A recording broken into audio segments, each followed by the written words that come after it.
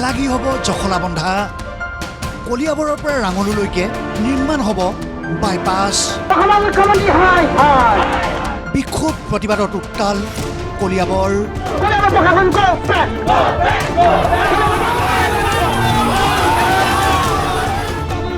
ৰাজপথত এইদৰে বহি পৰিল কলিয়াবৰৰ সচেতন জনতা উত্তাল প্ৰতিবাদত কঁপি উঠিল কলিয়াবৰৰ ৰাজপথ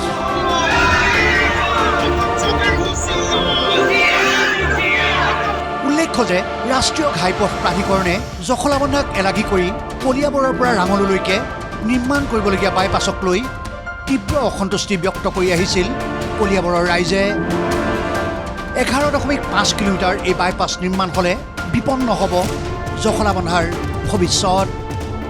বিপন্ন হ'ব জখলাবন্ধাৰ ব্যৱসায় বাণিজ্য ঐতিহ্য যোৱা 3 বছৰ আলোচনাৰ নামত কেৱল প্ৰশাসন আৰু ইয়াৰ বাবে আজি ৰাজপথত তীব্ৰ প্ৰতিবাদ সাব্যস্ত কৰিলে কলিয়াবৰৰ স্থানীয় ৰাইজে সদৌ অসম ছাত্ৰ সন্থা অসম জাতীয়তাবাদী যুৱ ছাত্ৰ পৰিষদ কলিয়াবৰ ফৰলেন দাবী সমিতিৰ উদ্যোগত হোৱা প্ৰতিবাদত স্তব্ধ হৈ পৰিল 37 নং ৰাষ্ট্ৰীয় ঘাইপথ ইয়াৰ বাবে দায়ী কলিয়াবৰ প্ৰশাসন আমি 2 ঘণ্টা ধৰি প্ৰতিবাদ কৰি আছো আমি পুনৰবাৰ কৈ আছো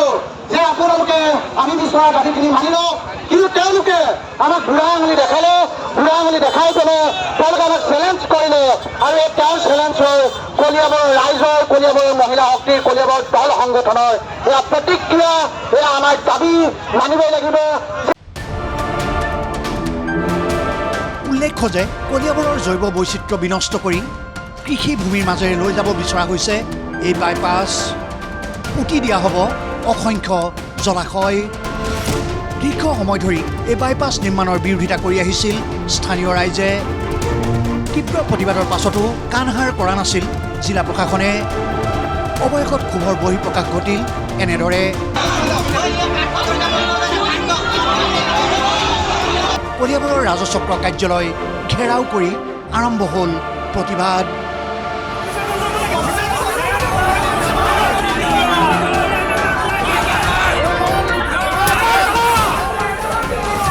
কলিয়াবৰ ৰাজচক্ৰ বিষয়াৰ কাৰ্যালয় বন্ধ কৰি দিবলগীয়া পৰিস্থিতিৰ সৃষ্টি হ'ল অৱশেষত নগাঁও জিলা আয়ুক্ত দেৱাশীষ শৰ্মাৰ বুজনিতে প্ৰতিবাদ স্থগিত ৰখা হ'ল প্ৰত্যাহাৰ কৰা হ'ল ৰাষ্ট্ৰীয় ঘাইপথ অৱৰোধ কাৰ্যসূচী মোৰ দৃঢ় বিশ্বাস যে উচিত মহলে তাৰ যোনখিনি প্ৰতিবাদ তেওঁলোকে কৰিছে বা যোনখিনি তেওঁলোকে মনৰ ভাৱ সাব্যস্ত কৰিছে সেই মনৰ ভাৱখিনি নিশ্চয় চৰকাৰে তাৰ উচিত ব্যৱস্থা ল'ব খালি মোৰ এটাই অনুৰোধ যে ৰাষ্ট্ৰীয় ঘাইপথ এনেধৰণে যদি আমি ব্লক কৰি দিওঁ বা হেৰি হয় তেতিয়াহ'লে গোটেই কিমান মানুহ ধৰি লওক ইয়াত আজি 2.5 ঘণ্টা ধৰি ৰৈ আছে মই তেওঁলোক সকলোকে ধন্যবাদ জনাইছোঁ আমাৰ অনুৰোধ তেওঁলোকে মানিলে আৰু আগন্তুক দিনত আমি আলোচনাৰ মাজেৰে এই গোটেই কামখিনি আগবঢ়াই লৈ যাম সিদ্ধান্ত গ্ৰহণৰ বাবে 30 ডিচেম্বৰ সময়সীমা বান্ধি দিলে ফৰলেন দাবী সমিতিয়ে অন্যথা প্ৰতিবাদ তীব্ৰতৰ হ'ব বুলি ঘোষণা কৰিলে কলিয়াবৰ ফৰলেন দাবী সমিতিয়ে আমি 3 বছৰ আলোচনাত বহিলোঁ কিন্তু উত্তৰ নোলাল এইবাৰ আমাক উত্তৰলৈকে আলোচনা লাগিব তেওঁ আমাক কৈছে তেওঁৰ আওতাত থাকি যিখিনি কৰিব পাৰে সেইখিনি কৰিম বুলি আমাক প্ৰতিশ্ৰুতি দিছে কিন্তু আমি কৈছোঁ যে ইয়াৰ পিছত যদি উত্তৰ নোলায় ইয়াতকৈ ভয়াৱহ আন্দোলন হ'ব জখলাবন্ধাত আমি ৰাজপথ সম্পূৰ্ণ বন্ধ কৰি দিয়াৰ ব্যৱস্থা কৰিম কাৰণ ৰাইজ আজি ক্ষোভত আছে কাৰণ ৰাইজে ইমান দিন কষ্ট কৰি আছে 3 বছৰ কষ্ট কৰি আন্দোলনৰ নামত আন্দোলন কৰি আছে তাৰপিছত উত্তৰ নাই কিন্তু বাৰম্বাৰ এই কথা নচলিব আৰু 30 তাৰিখৰ পিছত ইয়াতকৈ যদি একো উত্তৰ নোলায় ইয়াতকৈ ভয়াৱহ আন্দোলন হ'ব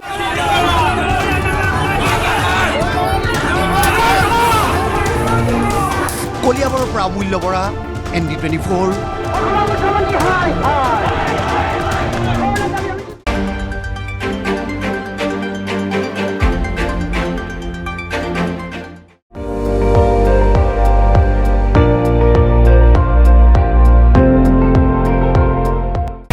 আপুনি চাই আছে ND24